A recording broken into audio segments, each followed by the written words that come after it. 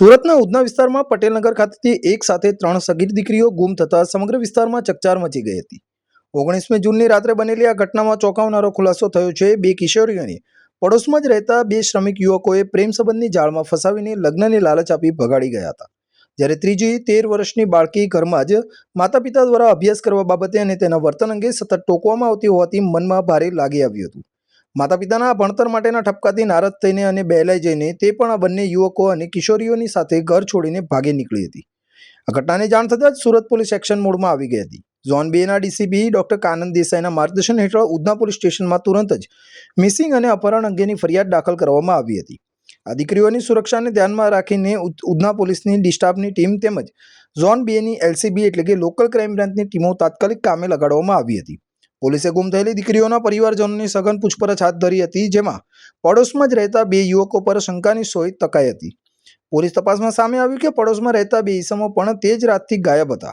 આ પકડાયેલા આરોપીની ઓળખ મોહમ્મદ કલીમ અબ્દુલ લકલામ શેખ અને મોહમ્મદ આવેશ અહમદ અતીક શેખ તરીકે થઈ છે।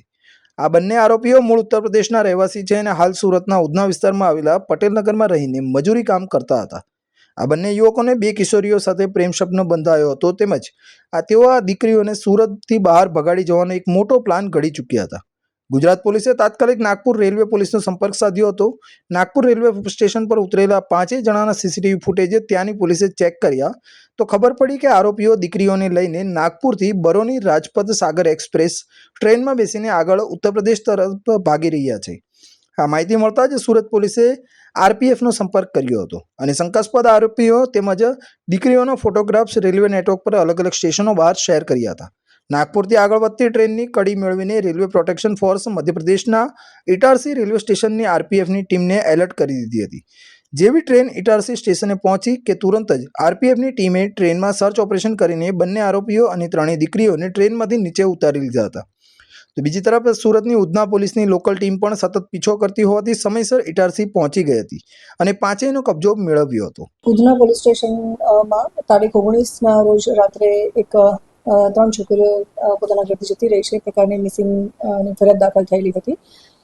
આ છોકરીઓના ફેમિલી મેમ્બર્સ સાથે ઇન્ટ્રોગેશન કર્યું ત્યારે ખબર પડી કે એમની બાજુમાં જ રહેતા બીજા 2 ઈસમ છે, તેનું નામ છે મોહમ્મદ કલીમ અબ્દુલ લકલામ શેખ, ઉંમર વર્ષ 22, જેઓ અત્યારે મજૂરી કામ કરે છે પટેલનગર ઉધનામાં। બીજાનું નામ છે મોહમ્મદ આવેશ અહમદ અતીક શેખ, ઉંમર 24 વર્ષ, મજૂરી કામ કરે છે પટેલનગર ઉધનામાં। મૂળ એ યુપીના રહેવાસી છે બંને, અને આ બંને છોકરાઓને બંને છોકરીઓ સાથે પ્રેમ સંબંધ થતા એ બંને છોકરીઓ અને આ બંને છોકરાઓ ઘરેથી રાત્રે નીકળી ગયેલા હતા।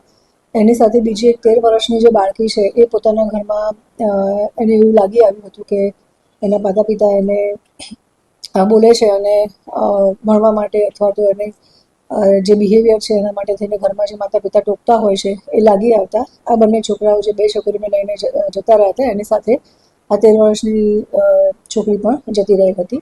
અમારા ટેકનિકલ સર્વે રાત્રે જ અમે લોકોએ ફરિયાદ દાખલ કરી અને તપાસ ચાલુ કરી હતી। ડિસ્ટાફ અને ઝોન 2 ની એલસીબી કામે જ લાગી ગયા હતા અને વિધિન અ શોર્ટ ટાઈમ અમને હ્યુમન ઇન્ટેલિજન્સ અને ટેકનિકલ સર્વેલન્સના આધારે ખબર પડી કે આ લોકો ઉધના રેલવે સ્ટેશનથી બેસી અને નાગપુર બાજુ ગયા છે અને નાગપુર ટ્રેનમાં બેસીને રવાના થયા છે। જે રેલવેની ટીમ છે એને અમે કોન્ટેક્ટ કર્યો હતો અને રેલવે પોલીસે પણ લોકલ પોલીસને સપોર્ટ કરી અને જે નાગપુરમાં એ લોકો ત્યાં રેલવે સ્ટેશન પર ઉતર્યા હતા તેના સીસીટીવી ચેક કરતાં ખબર પડી કે જે 2 છોકરા અને 3 છોકરીઓ છે એ બરોની રાજપતિ સાગર એક્સપ્રેસમાં બેસી અને ત્યાંથી રવાના થયા છે। તો જે રેલવેનું પ્રોટેક્શન ફોર્સ છે એમની સાથે કોન્ટેક્ટમાં હતા લોકલ પોલીસ અને રેલવે પ્રોટેક્શન ફોર્સે જે ઇટારસી રેલવે સ્ટેશન છે એની રેલવે પ્રોટેક્શન ફોર્સને કોન્ટેક્ટ કરતા અને ફોટોગ્રાફ્સ શેર કર્યા હતા। તો એ 4 જણને 2 છોકરા અને 3 છોકરીઓને ઇટારસી ખાતેથી ત્યાં ટ્રેનમાંથી ઉતારી દેતા અને લોકલ પોલીસની અમારી ટીમ પણ ત્યાં સુધીમાં ત્યાં પહોંચી ગઈ હતી અને 3 દીકરીઓ અને જે 2 આરોપી છે એને લઈ અને પોલીસ સ્ટેશન આજે પરત થયા છે અને દીકરીઓને પણ એમની માતાને હેન્ડઓવર કરી છે અને આગળની અમારી ઇન્વેસ્ટિગેશન્સ પણ ચાલુ છે અને જે 2 આરોપી છે જેમની નાની છોકરીઓને જે લઈને જતા રહ્યા હતા એ બંને આરોપીને પણ અમે અટક કર્યા છે।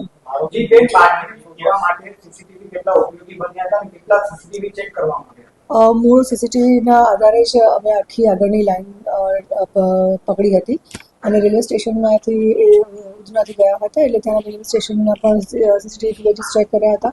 પટેલ નગરના જે એમનું ઘર છે તેની આસપાસના પણ સીસીટીવી ફૂટેજીસ ચેક કર્યા હતા, જેમાં ખ્યાલ આવ્યો હતો કે આટલા લોકો ત્યાં સાથે મળીને ગયા છે અને ત્યાં આગળ ડાયરેક્શન ચેક કરતાં ખબર પડી કે રેલવે સ્ટેશન આવ્યા છે.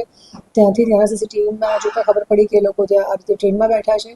ત્યાંથી જ્યારે એ લોકો નાગપુર ઉતર્યા ત્યારે ત્યાંના પણ રેલવે પોલીસનો કોન્ટેક્ટ કર્યો અને ત્યાંના પણ સીસીટીવી ચેક કરતાં જ આગળની અમને લાઈન મળી અને આગળ એ લોકો જે બરૌની રાજપુરી સાગર એક્સપ્રેસમાં બેસીને આગળ જાય છે ત્યાં એ લોકોને અમે કેચ કર્યો.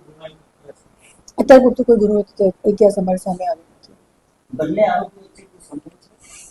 એ લોકો બંને બાજુમાં જ રહે છે અને મૂળ યુપીના છે અને લેબર વર્ક મજૂરી કામ માટે એ લોકો અહીંયા આવ્યા હતા. ઉધના પોલીસ ટ્રેન માર્ગે ત્રણેય દીકરીઓ અને બંને આરોપીઓને લઈને સુરત પરત ફરી છે.